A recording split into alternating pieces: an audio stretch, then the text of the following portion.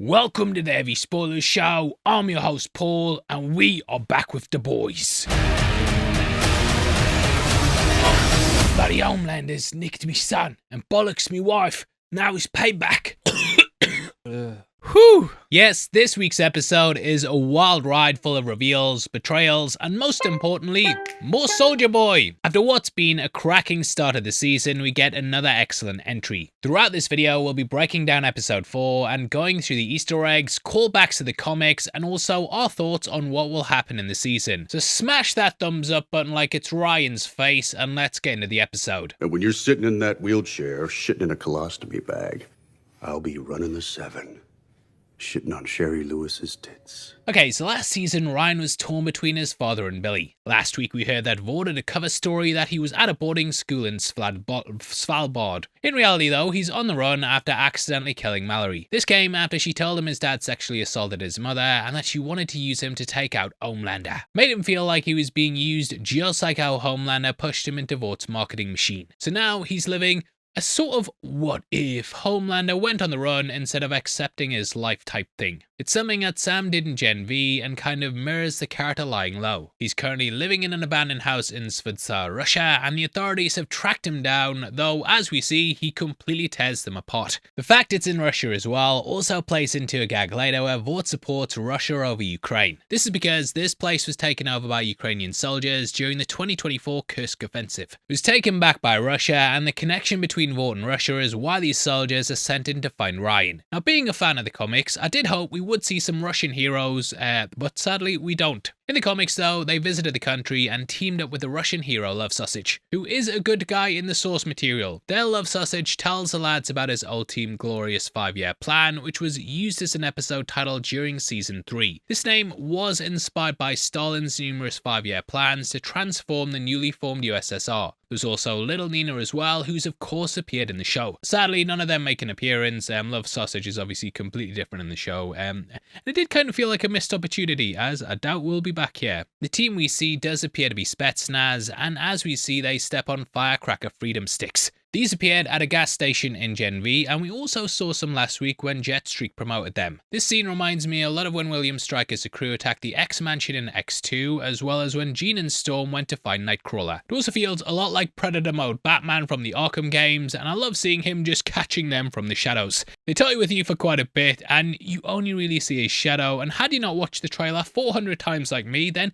you might have been surprised by the reveal. But not me, I am the spoiler man. The soldiers are spooked as one's taken and another's blown up, and we get a pretty sweet cover of Bad Reputation by Joan Jett and the Blackhearts. We then get the usual trope of people unloading a lot of bullets into a soup's chest, which reminds me a lot of Superman Returns. In fact, the whole scene is also a bit similar-ish to the warehouse scene in Batman v Superman. The final man standing tries pleading, saying he has a family and also that he loves Imagine Dragons. This is actually kind of a deep cut, as their song Bones was used for the season 3 trailer. I got that feeling in my bones, which I've tried to avoid, but it's burned into my head because I watched that trailer about 400 times as well. And because of that fact is enough for me to want him dead too. Ryan takes no mercy as no one can know where he is, but surely they would work it out after finding this bloodbath. There's like firecracker snacks at the site, mate. As we see in the episode, he's very, very lost though, and is once again being used as someone else's pawn. That's a theme that repeats throughout the entry, and we see several characters being used by those around them. Maverick is lied to by Huey and he's sent in to get the Deep & Co, and then the Deep is also using Black Noir, who may even switch sides. Billy is using Ryan, and Stan Edgar is also using the boys. Soldier Boy is also being used by Vought, and it's at this point that we cut to a propaganda video. Because Vought presented him as a traitor, they need to put the propaganda machine on and whitewash his history. People were really angry at him last time, and it even led to the public toppling his statue. However, last week he secured a pardon from the president, but Vought now need to explain why a supposed Russian asset is back in the limelight. Firecracker says he was branded a traitor by Legacy Media, and we see the NNC station, which is based on CNN. I was thinking they might even go with the brainwashing thing to play off the Winter Soldier, but they avoid that for the episode. But Eric, if you need a writer, I am fucking here. But yeah, in this opening we see a video package of Soldier Boy, which is a similar vibe to the one that we saw in season 3. We see him with JFK, which is funny as the legend hinted that Soldier Boy was the one who killed him, which is something I feel was playing off the comedian in Watchmen.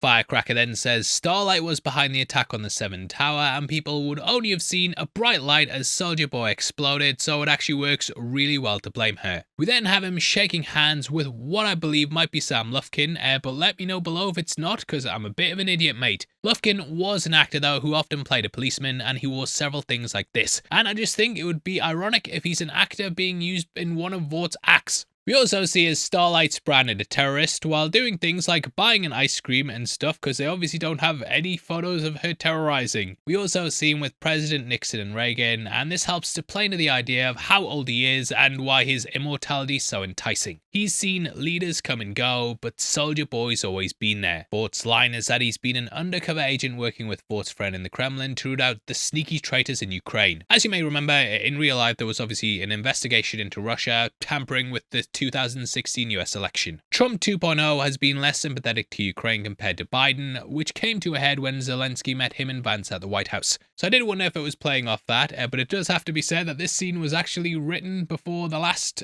presidential election, and real life has finally caught up with the boys. The Deep then mentions that they don't put up with trans bathrooms, which is, obviously also a big talking point during the election. I feel like this is probably just building off what happened with Ukraine in general though, and during the war, Russia did position itself as being anti-woke, and even had visas for families wanting to escape the woke West. Yes, I'm not lying. Either way, this is to announce that Soldier Boy is part of the 7 again, and I feel like it's going to cause more issues than it solves. In the comics, Soldier Boy led the Avengers parody Payback, and Homelander would trick him into sleeping with him by offering him a place on the 7. But I like how this is announced in the same place that A-Train's drafting to the 7 was shot at, and I do feel like they might even have Soldier Boy turn against Homelander like A-Train did. Rest in peace, mate. We then see he's being presented with the Democratic Medal of Patriotic Freedom. It's a total word salad that means nothing in reality, and it looks just like a Soviet Red Star or the USSR Order of Victory. Vought have been a very anti-communist Marxist or whatever, but the minute it's practical, they suddenly start to back Russia. It nicely plays off the opening scene where Ryan's hunted by their forces, whereas his grandfather's celebrated. Now, even though my guy's been on and off the ice since the 80s, he still knows how to hit the camera and look fucking fantastic. Homelander, though, seems to become jealous, but it also blends in with his religious epiphany. He hears Stillwell's voice once again, and it turns out that that's the one he heard last week.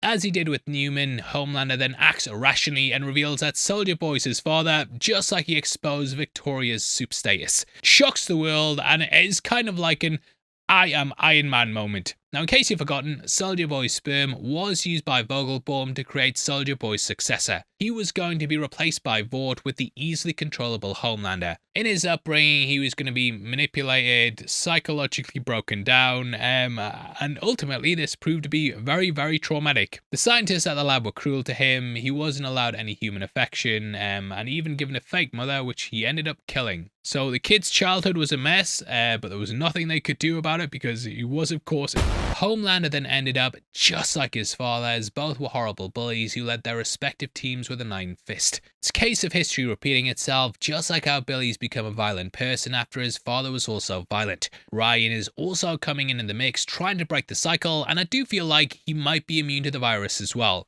Since he's the world's first natural-born soup, he might not carry the V that the virus would target. He just has V how it is naturally. We'll talk about that more in a bit, but Sage is clearly blindsided, and we see the aftermath with Homie going to his dad. I love how Homelander's trying to impress his father, and he pleads that he told Soldier Boy not to engage. Soldier Boy obviously didn't know about the virus though, and he knows that Homelander basically sent him in without any warning. I love the way that this is framed as well. Soldier Boy's positioned so he towers over Homelander, showing that Homelander's just like a little kid while his father's much taller. However, on the flip side of this, we see the monument to Homelander at the back, which completely dwarfs Sage. So it shows whose opinion he really values the most. We're going to get into the rest of it in just a bit, but firstly, a quick word from our sponsors. This video is sponsored by Saley. Their amazing eSIM plans make it so you don't have to worry about making international phone calls, texts, using data, or browsing the internet. I'm actually going to Spain in the middle of the year, but still, obviously, I have to run this YouTube channel or people will go crazy. Where are you, Paul? So calling back and forth with the editors, Zoom calls and so on, that could cost me a pretty penny if I didn't have a plan like this in place. If you're planning on traveling soon, then Saley is perfect for you. It's got your back, will keep your costs low, and once the Saley eSIM's installed, there's no need to install a new eSIM for each country. Like, I remember I went to Canada about 10 years ago and came back with a £500 phone bill, and it wasn't a good time. But yeah, this just keeps everything simple, and you don't even have to hunt around for Wi-Fi either. Saley will significantly reduce and even eliminate roaming fees with affordable eSIM plans in a growing list of destinations. There's also Saley Ultra, which is more than just data. This will give you VIP travel perks like airport lounge access, fast track services, priority support, advanced online security, and much more. Plus, there's also credit buybacks for people who travel all the time. There you can buy an eSIM plan and earn credits to use on your next one. So you'll pay less or even get it for free. Saley eSIM plans are compatible for iOS or Android devices and work with all smartphones supporting eSIM technology. With over 200 destinations, this is something you definitely need to add to your itinerary. Download the Saley app or go to saley.com/heavyspoilers and use the code HEAVYSPOILERS to get 15% off. That's 15% off if you go to saley.com/heavyspoilers and use the code HEAVYSPOILERS at checkout. If you're going abroad, you're going on vacation somewhere, just take the cost, take that burden off your mind to get an eSIM plan with Saley, and yeah, just enjoy the holiday. Meanwhile, the boys are confused as to how Soldier Boy survived the virus. It turns out that he has V1, which is something we talked about last week. This was first discussed with Stormfront, who was obviously alive in the 30s and hadn't aged since. This is the OG True Blue, which was wildly unstable. As we learn, only Soldier Boy, Bombsight, Torpedo, Private Angel, and Stormfront were able to survive its effects. This is a nice little Easter egg though, as each of these characters will be in the second Boys spin-off Vought Rising. We'll reportedly follow the origins of Vought in the 1950s and be a murder mystery that follows Soldier Boy and Stormfront, who at the time was known as Liberty. I also wonder if we'll learn more about Vought and maybe even get a young Vogelbaum and so on and so on. A great little Easter egg here as well is that Soldier Boy doesn't recognise the name Stormfront, as he knew her as Liberty back in the day, and both founded Herogasm. Originally, Stormfront was in Payback in the comics though, so it makes sense the pair would be reunited in Vought Rising. Now V1 was the compound that Godolkin shot up to survive the lab fire in Gen V Season 2. It made him immortal, but he was badly burned in the fire, and thus he was stuck in that state for decades and decades. His plan was to get Marie to heal him, and thus when he returned, he was back to the same age. V1 has a different molecular shape though, so the virus doesn't work on it. Again though, I do wonder how this is going to work with Ryan, and what version of V, if any, that he has in his system. We also see how low Marvin is as he's given a hip flask by Billy. At the camp, he was of course drinking moonshine, and we saw him hitting the wine bottles last week at the mansion. Lad is clearly going through it and has become a guy who drinks to deal with his stress. Anyway, only those with V1 are immune to the virus, and in the comics, a new variant of V was used to blow up the soups as part of a Russian coup. The unique neuron patterns in the brain of those injected could be triggered by a radio frequency, and in the end, this caused their heads to explode. Later on, Billy managed to use Vogelbaum like Samir in the show to work out a way to blow up every soup, regardless of the type of V in their system. The show is using that storyline here, and we will follow the characters in the race to find V1. Homelander is also now aiming to attain it as well, and this is so he can become truly immortal. One thing to remember as well is that while Homelander was thought to be the only soup created from Project Odessa, Marie Moreau was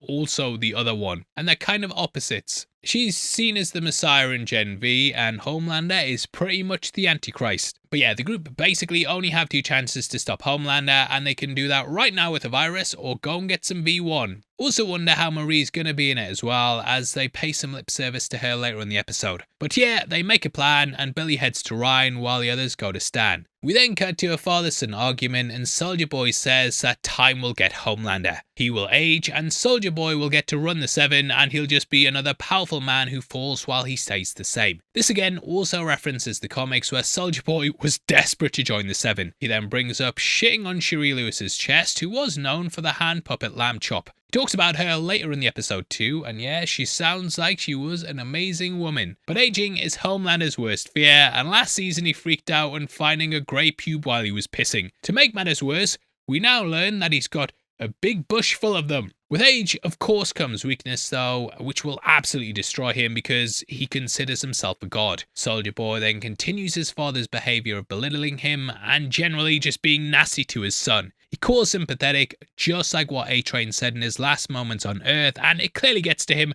as no one respects him. Beyond A-Train and Soulja Boy thinking this in general, every parental figure has been someone who's called him pathetic and said you're a big disappointment. Soulja Boy is now just using his son for his own gain, and this also matches how Stan's using his granddaughter for his own gain as well. Starlight and crew then arrive at Stan Edgar's hideout, which is the same place that Marie and her friends went to in Gen V Season 2. Did have to double check as well, because it looked a lot like an industrial laundromat, and I was starting to get flashes of Breaking Bad. There, Giancarlo Esposito played Gustavo Fring, who bought a laundromat and built a super lab underneath it. And they do go down in an elevator as well. But yeah, if anyone knows where V1 is kept, then it's going to be the former Vought CEO, who then theorizes that Starlight and Kimiko could take V1 if they find some, and thus they'd become immune to the virus. Could also be something that might cure Billy, as we're still kind of unsure what the cancer's doing to him. And where is Jeffrey Dean Morgan? They then meet Zoe and Stan, and it turns out that Marie Moreau facilitated this meeting.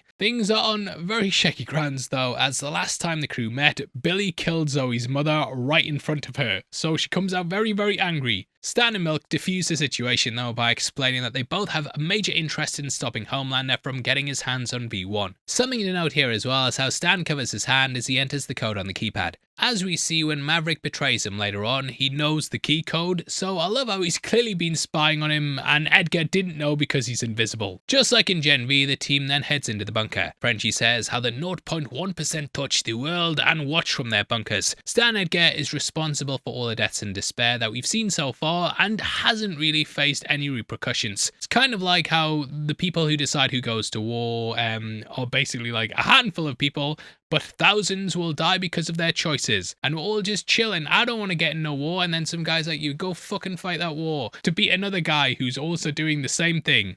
And yes, I am against war. We are against war at the Heavy Spoilers channel. Screen Crush love war. They love sending people to their deaths pointlessly. Thumbs down their video. Now, as soon as they get in, they're hit by the smell, which is something that gives away Maverick, not only here, but also later to Dognut. We learn that Maverick and his V-Bro Mango Thunder body spray have joined Edgar's team. Maverick is, of course, Translucent's son, and he appeared in Gen V as an RA at God U. It's an incredibly awkward situation as well, as Huey of course killed his dad in Season 1. We first saw Maverick as he was in the audience for his dad's funeral, which he does reference here by recalling Starlight singing at the event. His dad's death very clearly weighs heavily on him though, and we can see him wearing his Invisible Force 2 shirt. That's his dad's movie that was released in 2018, and he would be great as a model for some t-shirts, especially ones involving the boys. If you'd like that, then why not check out our merch store right below the video. There we've got lots of great things inspired by the boys, including our new Realize shirt, which is very, very deep. There's also our Soulja Boy inspired one too, Avenue V, God in the Sky, and a lot more, along with some major discounts as well. Now, Huey feels immense guilt for killing Maverick's dad, and it's interesting to see the consequences of something that at the time felt like a complete no-brainer. Mother's Milk then asks Edgar if he's trying to start his own teenage kicks, and he has lied to Maverick about who killed his dad. This is something that goes tits up with the deep as he tells Maverick the truth. Beyond that though, it shows that Edgar's willing to lie, just like the rest of the adults, to get what he wants. He then says, I believe the children are our future. This is quoting the song The Greatest Love of All, which was made famous by Whitney Houston. It's a powerful song about self-preservation that gives hope to better ourselves. It states that though it's impossible to empathize with others in their world, we can always empathize with ourselves. You actually listen to Whitney Houston? Sound like fucking Patrick Bateman there. Breakdown of American Psycho on the channel out now. Now Edgar explains that Dr. Vought experimented on people at Dachau, and this is similar to how Joseph Mengele experimented on inmates at Auschwitz. Dachau was home to numerous inhuman experiments, and some of the data has been used since, which has raised lots of ethical dilemmas. Now, despite Vought switching to the US before the end, he did continue his experiments on US servicemen. Soldiers have been experimented on in real life, often without the knowledge of what they signed up for, and it's led to lots of horrifying things. In the boys' universe, he ended up creating Soulja Boy, and the US using Nazi scientists is very similar to Operation Paperclip. You see kids, post-World War II, the US sought to secure as many German scientists as possible. They'd been heavily crucial in developing rockets, and they got to continue their work in the US. This led directly to Neil Armstrong walking on the moon, but because all their crimes were whitewashed, a lot of their involvement was basically brushed under the rug, it has remained a very controversial point. Now, the justification is that, though the experiments were highly immoral, tensions were high during the Cold War. Basically, during that time, anything was justified as long as it put the US ahead of the Soviets, and it is kind of very similar to the space race. But yeah, in this universe, any mention of Dachau and B1 was covered up, so it's going to be almost impossible to find out where to get some or even make the formula. Huey then tries to make amends with Zoe, pleading that he had no idea that Butcher was going to kill her mother. She says that she was chucked into Red River, and we did see the results of this last season. It was ultimately Victoria's greatest fear, as that's the place that she also grew up at. She did everything she could to protect her from going there, but in the air, that's exactly where her actions sent her. This is also the same place that Marie grew up in Gen V, and it's basically an orphanage in which you prove your value as a soup or get shipped off to prison. We then see she thinks her dad's probably dead, and though Huey may feel bad about Victoria and what he did to Maverick's father, he ultimately doesn't correct her. It leads to her feeling even more betrayed later on when she finds her dad's alive.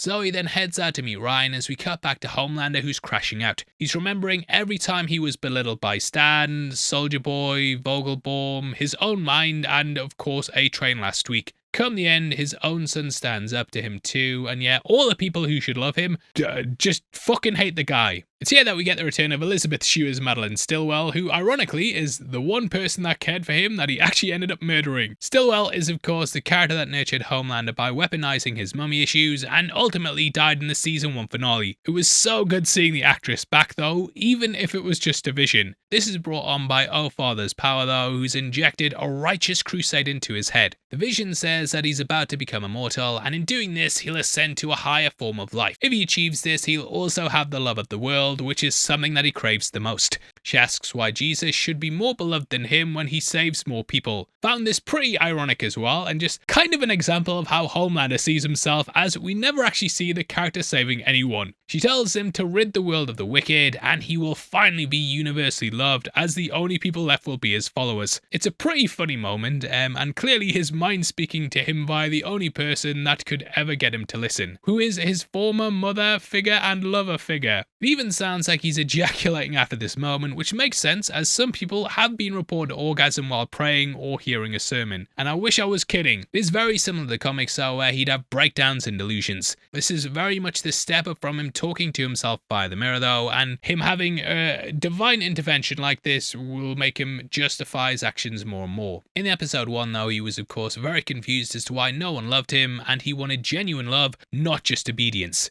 This is kind of ironic as well, as Firecracker seems to be a true believer, but he's pushed her to the side as she can no longer produce milk for him. Now, this is a plot point that we'll see paying off later on as well, when Fire gets cracked by Soldier Boy. But the Vision tells him to have people bathe in their own blood and to rip unborn babies from their mother's wombs. This feels like a little nod to the comics, as their Homelander believed he'd been terrorizing people and eating newborn babies due to images that had been sent to him. He assumed that these had happened when he'd blacked out, but the reveal was something quite different. We will talk about that more in the spoiler section, but there it wasn't him doing it, but for the show, yeah, the guy is legitimately that insane. She then says they will love you in their hearts, which is something that he touched upon last week. We then cut to Zoe leaving the bunker and meeting Ryan. The pair met in season 4 and are both victims of this war, and both have mothers who were killed over the course of the show. The kids should be going to gigs, hitting the thumbs up and playing Minecraft, but instead they've been swept up in this resistance and are essentially child soldiers. It's awkward here as well, as Zoe wants to kill Butcher and Ryan says that he's dangerous and could kill her instead. Ryan is torn between the father figures he has in his life, and it turns out that Billy's been watching the whole time. He's kind of like the good dad in this situation, but we do see how he's also manipulating Ryan. Now as Zoe leaves, Ryan turns around and says he could smell the gin on Billy's breath, which was something he kept from Zoe. Billy also isn't treating him like a kid now and mentions how Ryan killed Mallory and ran off to Russia. Billy then appeals to the fact that they both love Becca and it's finally time for him to have a grown-up conversation. This means heading to the pub, and he presents his plan to get Ryan to lure Homelander out of the 7th tower. And oh man, is the fortress of you a good line. Ryan is clearly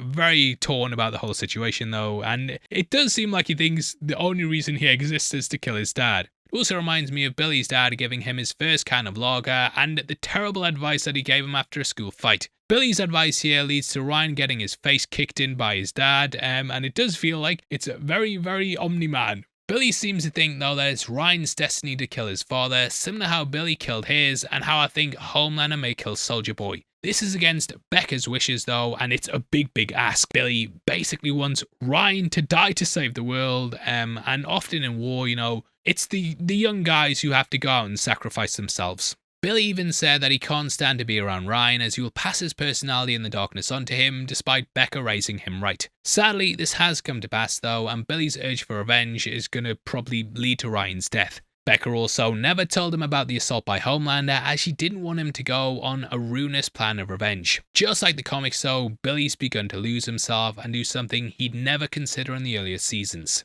Sadly, the only parental language that he knows is violence, and in the end, that's basically what he gives to Ryan. Billy then goes to get them a pint of the black stuff, but there's no splitting the G. Billy then shares a fantastic toast that he got from his dad, and we did see Huey drink Guinness in the comics as well, at an Irish pub during the G-Men arc. Yeah, this is an Irish pub too, and yeah, a little Easter egg is it? Potentially, but we're moving on. We then see as Billy drops a tracker on Ryan's coat, which is how he knows where to find him at the end of the episode. Billy then explains that his dad would beat him and his brother after losing loads of cash on the horses. He wishes that he'd killed him sooner, and in the comics, Lenny stopped him from trying to kill their dad. Billy has somewhat become his dad though, and Ryan asks if he'll ever become like his dad, and Billy just says, without soups, the world will become a better place. However, Edgar does kind of touch upon how corporations are what's ruining it all, and when the soups are gone, they'll just choose something else. It does kind of make me think of the movie business as well, and how comic book films are going on that superhero fatigue downward spiral, but we will likely be hit with something else very soon. Video game movies. Meanwhile, Ryan's dad's convinced that he's now the Messiah and is bathing in breast milk. Breast milk, you made my day. He's stolen it from the neonatal intensive care unit at Mount Sinai Hospital in New York, and bro is literally stealing milk from babies. In his arrogance, though, he's offering his dad one more chance to help him. The racially insensitive Soldier Boy then drops a clanger referring to Sister Sage's Cleopatra Jones.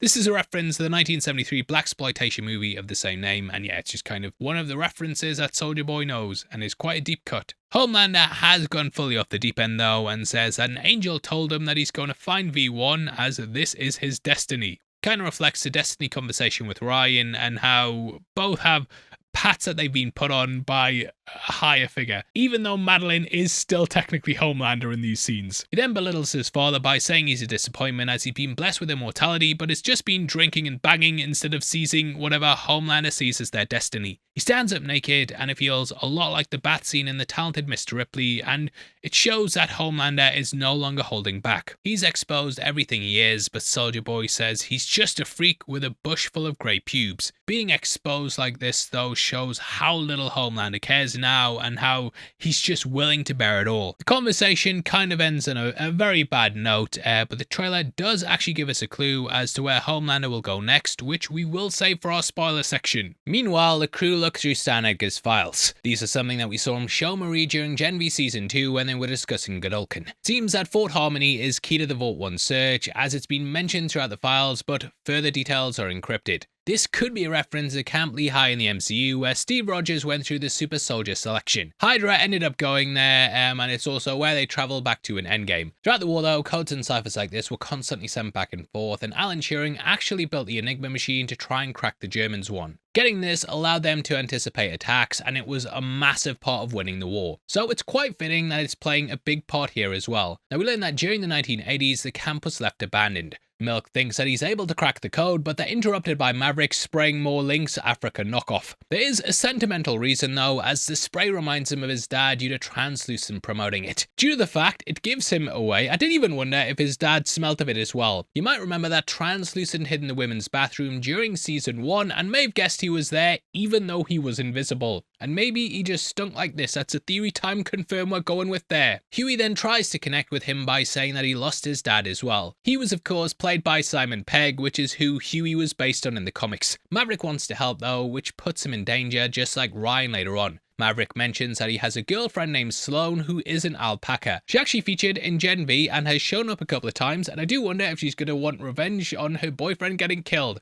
Annie though pulls Huey to the side and tells him to stop, but Huey's guilt is just too much. Frenchie then finds a mention of Fort Harmony from 1963. Gen V Season 2 opened in 1967 and we saw Godolkin racing to stop some scientists from injecting Compound B. So I do wonder if that place we saw in the flashback was actually Fort Harmony. The team then split up, with Kimiko and Frenchie going to use the scanner and to eat out, if you know what I mean there. Meanwhile, the Deep and Noir are rolling to the bunker. No wonder the Deep loves a track of an album named Chocolate Starfish in the hot dog flavoured water. Yep, but it's the Limp Bizkit classic rolling, and we see as the Lord of the Seven Douches is riding in a Cybertruck. And obviously, Tesla has had a bit of a weird time when it comes to image lately, as Elon Musk has been, let's say, divisive. But having this truck just fits the Deep perfectly, and he's quite jealous that Soulja Boy's now the number 2 on the 7. The Octo fucker's basically been relegated to a backup dancer, and he calls Soulja Boy a Nepo daddy. Also, I laughed so much when he said Soulja Boy's hair's doing most of the heavy lifting. He says that if he shaved his head, he'd be the gayest sailor in Fleet Week. That's a tradition where the US Navy, Marine Corps, and Coast Guard all engage with the public, and I did wonder if the Deep is actually a part of that due to him being a Marine-based superhero. Now, the Deep, as it turns out, isn't supposed to be on this mission, and Noir just lets him join anyway. He's back to not speaking though, which is a little weird, and that takes us to a theory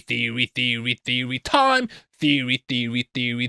Yeah! That was very cringe, but there is something going on with Noir, and they have been talking about how he's missing meetings, going method, and so on and so on. Because of that, I did wonder if someone's in fact disguised as him and spying on the 7 in order to pass info on. We have lots of characters from Gen V who could potentially be under the mask, and hell, it could even be the original Noir. Though he was killed, there is precedent in the comics for V to supercharge someone's system in death and bring them back from the brink. Potentially, the original Noir may have even had V1, and that might be why he healed from his burns and stayed alive forever, and is definitely under the mask still. Either way though, the version of Noir that we see here, I do think he's going to turn against the 7 for what happens later. That's just all a theory time though, and we will keep theory timing. Sometimes you write stuff down and think it's going to be funny, and then you say it out loud and it's fucking shit. Now, to add insult to injury, Cindy and Dognot were sent on the mission instead of the Deep. Dognot was one of the candidates to join the 7 in Season 4, and we also saw him in Season 2 of Gen V. He's both a parody of Marvel's Sabretooth and Dog the Bounty Hunter, and he tries to fuck dogs. And I pray he doesn't come for poor little Terra. Though to be fair, Terra does love fucking in the comics. As we mentioned last week though, he was also part of Teenage Kicks in the comics. As for Cindy, she survived the Camp Freedom attack, and we learn here that she's absolutely nuts. She tells an insanely wild story that's absolutely full of nonsense and involves Mork and Mindy somehow being a documentary. To be fair, she was in Sage Grove, which was a mental asylum for the Supes who'd gone off the deep end. This is also the first time we've heard her speak, and I love how she just unloads with all this nonsense. The Deep scoffs at her for being asked personally to come along, and then Frenchie sees them and mocks Deep's Cybertruck. Now, I did kind of expect some sort of Baz Luhrmann's Romeo and Juliet showdown at the petrol station, but instead, he and Kimiko talk about their plans for after the war. She wants kids, while he doesn't, and it makes for quite an awkward scene. In this world, kids don't get to be happy, and they're often used for the capitalist machine. Even people like Annie are injected with V from a young age, and this is so that they can be exploited. Billy was beaten as a kid, Ryan's been asked to be a soldier, and Zoe isn't having a good time either.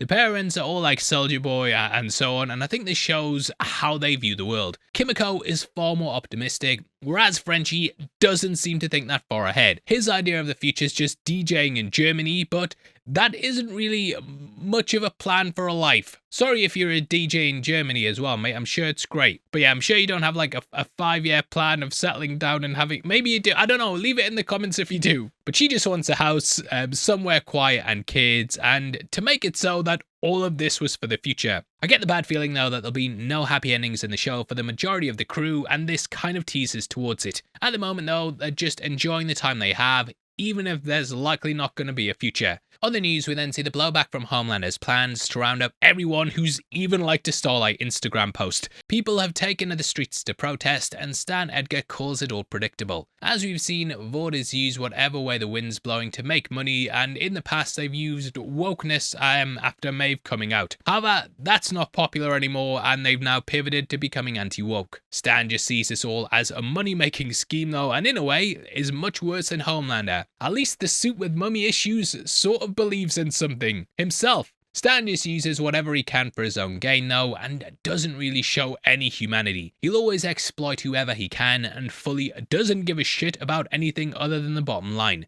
Milk then learns that Fort Harmony was in Clearfield, Pennsylvania. It used to be called John Lincoln Clem Army Hospital, which is a wildly deep cut. John Clem was a member of the Union Army, and he joined as a drummer boy at the age of 9 years old. Drummer Boy was actually the name of a character from the comics who in the show was then morphed into Supersonic. We discover that the hospital was kept top secret during the war and decommissioned after, but all of this is interrupted when Homelander's goons turn up outside the bunker. They had the same idea as the boys and found Stan Edgar, but luckily for him, he has the same type of door as NORAD. This is a secret reference to the upcoming MGM Amazon Stargate series, which, oh no it's not, I've let you all down. We then find out why Cindy was asked to go personally, as she'll eventually be able to break through the door. Meanwhile, Frenchie and Kimiko arrive at the base along with a stowaway. She thinks she's about to get her revenge on Billy, but gets an almighty shock as she realizes it's her father. Now I do kind of wonder about how the implications of him creating a virus that has the potential to kill his own child is going to lead to him maybe even manufacturing a cure. He's obviously been lied to as well, and he also believed his child was dead, but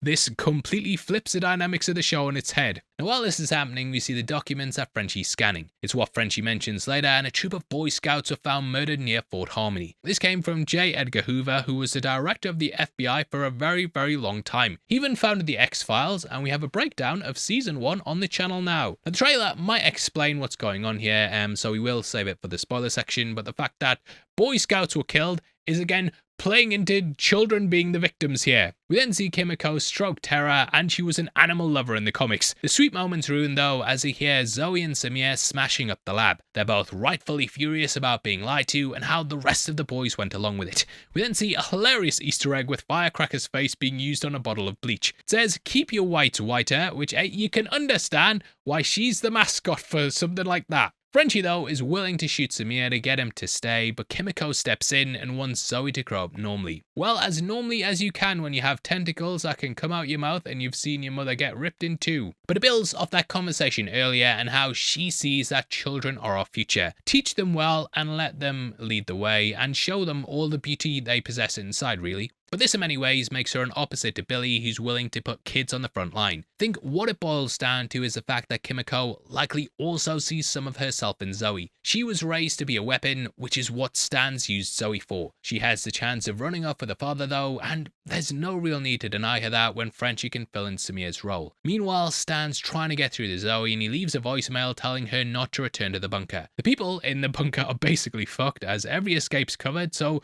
they just simply arm up. It leads to a discussion about Vought over a cigar, and we see the major distinction between Stan and Mother's Milk as the latter chews and spits out the end while Stan uses a cutter. The pair couldn't be any different if they tried, and it's here that we go into talking about Mother's Milk's father. Now it turns out that his father sued Vought after Soldier Boy launched his car into a building which killed his grandfather and other members of his family. His father drove himself into the ground by trying to litigate against the corporation, which he did so well that even Stan Edgar remembers it. This is similar to the comics, but the reason for suing Vought was different. You see, kids, his mother used to work at a dog food cannery, and the building also used to be a compound V lab. Similar to asbestos, the compound lingered and then infected her, and this led to him and his brothers being born with B in their blood. She also became a bit of a monster with massive tits and would force feed him, which is why he got the names Mother's Milk. The more you know. In the comic, his father sues Vought and wins, and we learn that he'd been to prison before meeting his mother and managed to appeal his sentence. Tragedy struck though as MM's brother started to grow during puberty, and all of a sudden he crushed his head inside a football helmet. Obviously, his dad wanted to go to court, but he had health problems after fighting Vought the first time. Thus, Milk found him dead, slumped over documents for the case. Now in the show, Milk's dad had to go against 30 Ivy League lawyers, so ultimately, he didn't win. Stan explains that Mother's Milk won't win this fight either, as corporations will always grow and money must always be made. The line must go up. Corporations are required to make money for their shareholders, and thus they will do whatever they can to accomplish that. It's actually a similar conversation that Huey had with Stillwell in the final issue of the comics. Homelander was gone, but corporations just continue, and Vought found themselves a patsy and simply just renamed themselves. They went on, but weren't as successful as they were before, but the fact they weren't ruined shows they didn't face consequences. You'll see this happening a lot of times throughout real life. The most recent one, the one that springs to mind is during the opioid crisis. Watch the show Dope Sick, kind of explains everything, but it's clear corporations will just make money and get fined a measly amount that doesn't really do anything. It's here that Stan shows he's not really their ally at all, and Mother's Milk works out that the former CEO wants back in as the head of the table. He said that in Gen V Season 2 and actually hoped to use Marie to get there. This is something right out of the comics as well, which I will save for the spoiler section at the end. But for now, Vought will always continue as they just make far too much money. Milk then says he'll put a bullet in Edgar's skull should the day ever come, and he finally opens the case with a load of grenades. I do wonder as well if he's genuinely going to shoot him for the shit he pulls here, and if they can top the death scene in Breaking Bad, I'll be blown away. Pun not intended. We then cut to the Vought puppet show, and it's a continuation of the Avenue V see something, say something thing. This time though, it's somehow more sinister as Vought are introducing the Homelander Youth Program. This is a clear nod to the Hitler Youth, that's subtext, kids. In real life though, kids who joined it were brainwashed and trained to be soldiers of the future. However, as it became clear that Germany were losing the war, the Hitler Youth was sent to defend Germany. Obviously, the kids had no idea what they were doing, but they were put on the front line against soldiers who at this point would have had a shitload of experience moving through Europe. Again, it kind of ties into the overall theme of the episode with kids being forced to be soldiers. I love the way this is used with every side, and it shows how dire things are when the kids are being brought into it. And it's even down to the fact that the teams that the boys are fighting at this point are like teenage kicks and stuff. It shows how bad things are getting, and we see Starlights being used as a target, and there's even a Mount Rushmore in the background with the remaining 7 on it. There's also a cabin near the water, which did remind me of Homelander's one in Season 2. I love that the episode's also sponsored by Lean Lad Diet Lunches, which is the guy version of Lean Lady Diet Water. It's also marketing diet stuff to kids, and we've seen celebrities like the Kardashians get ripped apart for doing the same thing. Sister Sage then says, why get soups to do things when you can get kids instead, which is quite chilling. Kids obviously, can't go off and live or take care of themselves, so they are pretty dependent on adults. And if adults are telling them to go and fight in a war, they're fucked. We also see Homelander drinking milk out in public as he's no longer a secret milk drinker. He no longer has to hide his shame, and it just builds off the bathtub scene before and shows he's going all out. He then requests that Sister Sage task crime analytics with finding the V1 and that the scientists need to focus on only making a version of V1. I did wonder how Homelander would mess up, and his hubris in wanting to become immortal will obviously make Vought weak. Focusing on only that may lead to another threat taking them down, and this could be what gives the boys a chance. During the war, we obviously had the Holocaust, and it is basically thought that Hitler putting so much attention on that instead of fighting the war itself was kind of why he lost in the end. Sage mentions how it could take years, but Homelander just says skip the animal testing. He proposes even using the camps as they have almost an endless supply of people to test on. Once again, the theme of cycles and history repeating itself crops up as he's doing what Frederick Vought did and experimenting on prisoners at camps. I do wonder as well what Sage's endgame is, as she's complicit in some of the worst crimes imaginable. She let Polarity go in Gen V Season 2, who stayed behind after the massacre at Godolkin. So it's anyone's guess, and I think she's simply one of those people who wants to see how far they can push things. Homelander then leaves and ignores Firecracker as she asks what he's drinking. Not your milk, love, that's for sure. She then decides to flirt with Soldier Boy as a way to get back at Homelander. We get a very on-the-nose coded discussion about their pieces, and he says his weapon is a longer-barreled, all-American-made one. He then mentions that her Glock is good for a late-night Harlem stroll. This references his time patrolling that part of New York, and it ties into him killing Mother's Milk's family. He says he thinks she can handle a kick out of his Colt 1911, which he proves in the next scene. I'm not a big gun guy, but I know that from Metal Gear 3. During their sex scene, I also love how she says heavens to Betsy and has an American flag headboard.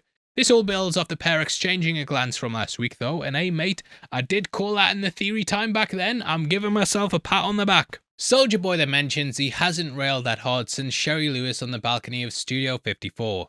Sherry Lewis is back, must have been fucking great her, and Studio 54 is of course the legendary nightclub in New York that was so hot in the 80s mate, back when the guy was singing on solid gold. He then asks why she's got a shave in Haven, as my guy prefers that 70s bush. That's something he enjoyed in Season 3, and she says that Homelander treats her like a mother, and they never boned, as Soldier Boy reveals that he did it as petty revenge. Cracker then says that's terrible, and you shouldn't do such a thing, but clearly she's trying to get one up on Homie as well. And I've just realised her nickname's Cracker. 2 seasons in with the character, and we caught that subtext. That subtext! Homelander is the strangest person he's ever met though, even topping Gary Busey during a threesome. Is there any level of degeneracy he didn't sink to? Still though, every line from Jensen is solid gold, eh? I can't imagine Homelander's gonna take this line down though, and he might see Firecracker as betraying him. We then cut to Ryan meeting Tara, and he asks if he's still humping everything, which is a reference to the comics where he did indeed hump everything.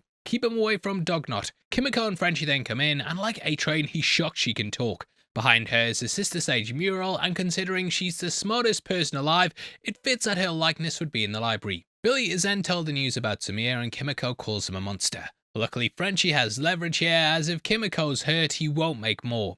This is something that's setting up the endgame in the comics, but there is a problem though, as they have no virus, which means they can't go after Homelander. Billy has gotten into Ryan's head though after convincing him that only he can stop his father. This leads him to go and do something stupid at the end of the episode. Meanwhile, Milk primes Maverick on how to use the halothane grenades. They were invented by Godolkin and have been used throughout the show as they can knock out soups. Except Soldier Boy, that is. But the plan is to use the grenades on the soups outside the door and then sweep them up afterwards. We see Huey's guilt is going to the next level, and he thinks that they should give V1 to Maverick, which makes Starlight realize that he just wants to do good. He's worried they're stuck in a cycle where they'll kill a soup and then their kids will come after them, and then they'll then have to kill that soup as well, and it's just going to be a constant vicious cycle of killing kids, which is the theme of the episode, as we keep saying. Despite everything, Huey isn't jaded like she's become, or even Billy. Outside we then see a floating grenade, but Maverick of course gets caught. I love the way we can see the doors completely battered as well, and it's just a nice bit of set dressing that shows they've been trying to break in. The Deep then tells Maverick the truth about who killed his father, and says it was the sus French dude and a guy named Howie, was it? He says that the body was dropped in the East River, which he found in season 1. And the Deep then says, No cap on God, bro. And we then see Maverick shedding a single tear. But due to this, Maverick gives the others the code, and Stan shows his true colours and screws over the group. He turns off the lights so Starlight can't use her powers, but Edgar gets captured by Noir and taken to Deep's Cybertruck. I love how his license plate says Into Deep, and Stan will no doubt tell Homelander about where V1's located, I think. Feel like he's been keeping something secret. The Deep then shows his true colours as well and knocks out Black Noir and presents Edgar to Homelander on his own. Instead of turning on Homelander like A-Train suggested, he's doubled down and will do anything to become number 2 again. A fight then goes down in the bunker as Starlight's almost killed by Dognot, but the Mango Thunder saves the day. She takes him out, but I do feel like that won't be the last we've seen of Dognot the Bounty Hunter. Huey then tries to reason with Maverick by explaining why he killed Translucent, and he even admits that he killed his own father. This was of course achieved by giving him the Compound V, which caused his dad to become out of control, and thus Huey euthanized him. Maverick doesn't care though and just wants revenge. He's like Huey in season 1 and Billy right now. To be fair to Huey as well, he actually really holds his own against an invisible man. Like, I would have got the fucking shit kicked out of me here. Cindy then comes in and goes to pop him, but she pops the wrong person. I did wonder what had happened here for a second, and I'm guessing it's like in a game, you know, when you lock onto the wrong enemy, but just keep missing the person that you're actually trying to fight. But the fake out did get me for a second, and in her grief, Starlight doesn't give it a second thought and snaps her neck. It's very much a Superman / Zod moment from Man of Steel, and it symbolizes that she will do anything for revenge, even if it means killing. It's a simple bait and switch though, as we see Maverick got popped, and for a second, yeah, again, I did think Huey was the victim here. The young Supers ended up just like his dad though, blown up and turned to goo. Huey is even covered in blood as well, and wearing a similar shirt, much like that moment in season 1. It's time for the almighty showdown though, as Billy's following Ryan to Planet Vought. Homelander is now the face of the company, and we can see that he's changed it to Planet Homelander. It's like if Arnie screwed over the Planet Hollywood founders and just called it Planet Arnie or something. Homelander is everywhere, and even the stand is just 5 Homelanders from different angles. Ryan chose this place as well, as it was the site that Homelander took him in season 2, and that was also a total disaster. Homelander says it's a miracle that Ryan called, and the lad finally asks about what happened with his mother. Now, Homelander has assumed his son's there to ask about being his successor, but he doesn't care about that anymore, as he's going to live forever. So he doesn't need a successor, and he even says Ryan's off the hook. Ryan was only useful to him when he needed a legacy, but it doesn't matter now that he'll be the top dog forever, and basically wants him to just go off and do what he wants. And that is probably basically involving anything other than being with his dad. Homelander then denies assaulting Becca Butcher, which is similar to the comics when Homelander denied doing the awful things in the blackmail photos. That wasn't him, but it did kind of continue on that theme. Now I know a few fans question whether what happened with Becca was non-consensual, but she did confirm it in season 2. Ryan knows his dad's lying as well, as he can hear his heartbeat, similar how Homelander used others' heartbeats to tell they're not being honest. Homie justifies it though by saying that Ryan came out of it and the pair then throw down. It's incredibly one-sided and even ends with Homelander caving Ryan's face in. And I wish I could cave a certain Ryan's face in as well. It's very, very, very Invincible season 1 though, and clearly echoes the fight with Omni-Man and Mark. Homelander also says, Look at what you made me do. but then continues to wail on him even though he's down. He then says, My sweet, sweet boy. which are the same words he heard in his vision. Now I did expect Ryan to be killed here, and no, that doesn't happen. It just culminates what will happen if kids are used in the war. Again, the episode's theme is that kids are being pushed into the war, and this is what happens to them. It's the perfect way to close out that theme. Thankfully, we do see him breathe at the end, and I do wonder if going forward, Billy's going to give him some actual training. Meanwhile, the boys are screwed, but at least they know where to go next, as the files are no longer redacted. Starlight then heads out alone, as she doesn't want anything to happen to Huey. We then hear In My Time of Dying by Bob Dylan, which plays over the end and watches Homelander looks at a painting of George Washington crossing the Delaware River. Except he's in it instead of the revolutionary leader. He also has his face looking up at the ceiling in a similar shot to how he was shown when the vision came. He looks back up at the sky and another miracle's happened as Homelander's on his way to get V1.